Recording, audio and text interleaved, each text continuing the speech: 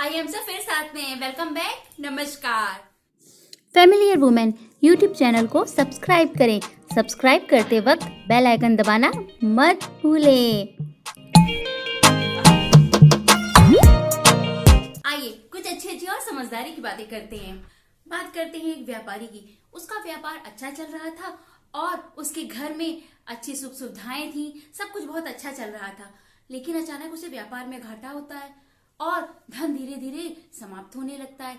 स्थिति ऐसी आ जाती है कि जो लोग इतने अच्छे से रह रहे थे वो अब दिन में एक ही टाइम खाना खा रहे थे।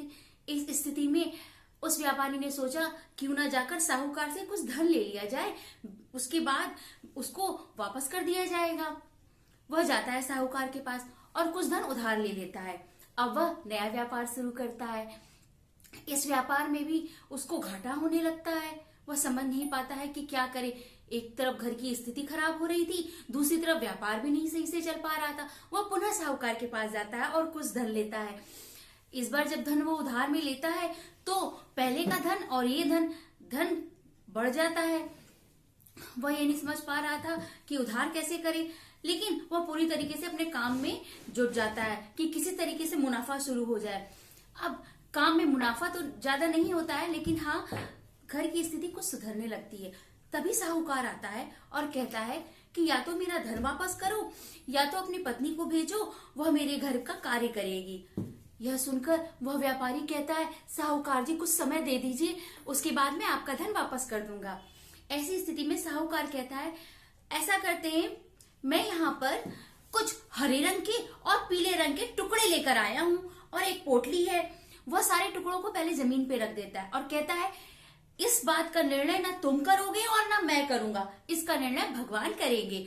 और वो उस पोटली में एक हरे रंग का टुकड़ा डालता है और एक पीले रंग का टुकड़ा डालने की बात कहता है और बताता है कि जब तुम्हारी पत्नी इस पोटली में से टुकड़ा निकालेगी तो अगर हरे रंग का निकलेगा तो मैं तुम्हारा कर्ज माफ कर दूंगा और तुम्हारी पत्नी को भी मेरे यहाँ काम पे आने की जरूरत नहीं है। लेकिन अगर पीले रंग का टुकड़ा निकलेगा तो मैं तुम्हारा धन तो माफ कर दूंगा, लेकिन तुम्हारी पत्नी जीवन भर मेरे घर में कार्य करेगी।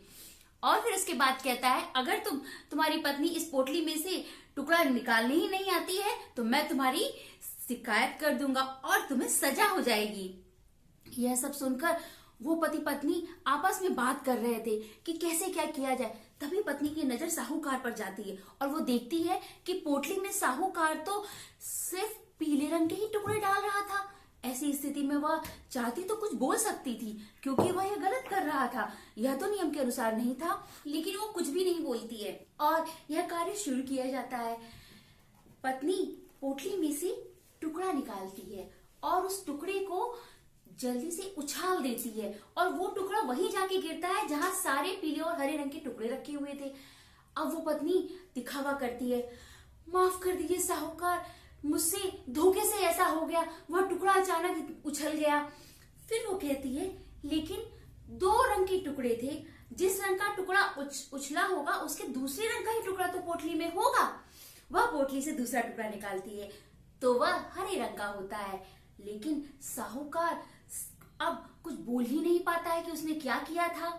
इस तरीके से अपनी बुद्धिमानी से वह इस समस्या का हल करती है और उसके पति का सारा धन भी माफ हो जाता है। हम ये सोचते हैं कि समस्या कितनी बड़ी है, इसका समाधान तो निकल ही नहीं सकता, लेकिन मुश्किल से मुश्किल समस्या का समाधान बहुत आसान होता है। मैंने कहीं पढ़ा है, most complex problem may have a simple solution, just change the way you think about them.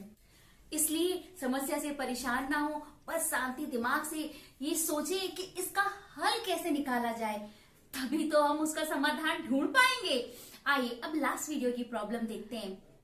हमें जब कोई चोट पहुंचाता है तो हमें अंदर से बहुत गुस्सा आता है और उससे कभी बात करने का भी मन नहीं करता है। इसके समाधान में जो डीएम मिले हैं उसमें आपने ये महसूस किया होगा, जब हम किसी से अपने दिल में ये भावना रखते हैं किसी के प्रति कि उसने हमारे साथ गलत किया है तो दिमाग में एक तनाव रहता है और अंदर से अच्छा भी नहीं लगता है। इसी जगह अगर हम उसे माफ कर दें, एक बात जरूर ध्यान रखें कि हमें दोबारा इस तरह का धोखा नहीं खाना है। उसको माफ कर देने से हमें खुद भी बहुत शांति मिलेगी और ये पॉजिटिव रेज हमें आगे बढ़ने में मदद करेंगी। आपको यह जानकर बहुत खुशी होगी कि जो व्यक्ति माफ करता है वो शक्तिशाली होता है, और इससे यह भी पता चलता है कि उसको किस तरह के संस्कार मिले हैं। इसलिए यह बात आपको और शक्तिशाली बनाती है। आइए आज की प्रॉब्लम देख लेते हैं। आज की प्रॉब्लम में टीचर बच्चों को कुछ सिखाने के लिए रेस का आयोजन करते हैं। सारे बच्चे एक साथ दौड़ते हैं और टीचर ये कहते हैं कि बेटा आपने जिस जगह से दौड़ शुरू करी है आपको वहीं पर वापस आना है। जब बच्चे अपनी दौड़ पूरी करके वापस आने लगते हैं तो टीचर सारे बच्चों से ये बात कहते हैं, बेटा संभल कर, बेटा संभल कर। बच्चे ये समझ नहीं पाते हैं कि रेस तो पूरी हो गई है, अब क्यों सर ऐसा कह रहे हैं। अगर आपके पास इस बात का कोई समाधान हो तो कमेंट बॉक्स में जरूर दीजिएगा। अगर वीडियो पसंद आया हो, विचार अच्छे लगे हो तो इसे शेयर करिए, लाइक करिए। प्यारी फेमिलियर वुमेन सेल्फ डिपेंडेंट बने। फेमिलियर वुमेन नमस्कार।